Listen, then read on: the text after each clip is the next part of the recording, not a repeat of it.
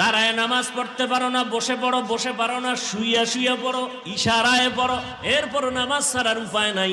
আম্মা জান, গর্ভের বাচ্চা দুনিয়াতে আসবে, এমন সময় বাচ্চার মাথাটা বের হয়ে গেছে, বাকি অংশ এখনো বের হয় নাই, এমন সময় নামাজে রক্ত আসিয়া গেছে, বাচ্চাটার মাথা একটা গর্তের মধ্যে রেখে ইশারায় নামাজ পড়ো, নামাজ ছাড়া যাবে না। নদীর মধ্যে ডুবে গেছো, সাঁতরাইতেছো, তোমার জ্ঞান ঠিক আছে, নামাজের সময় ইশারায় নামাজ পড়ো, তারপরও নামাজ ছাড়া যাবে না।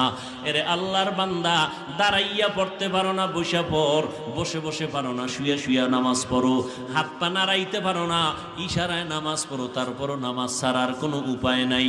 কারণ কিয়ামতের দিন প্রথম হিসাব হবে নামাজের হিসাব। আল্লাহর নবী বলেন, বেঈমান আর মুমিনের মধ্যে ব্যবধান হলো নামাজ। বেঈমানেরা নামাজ পড়ে না, মুমিনেরা নামাজ কখনো ছাড়ে না।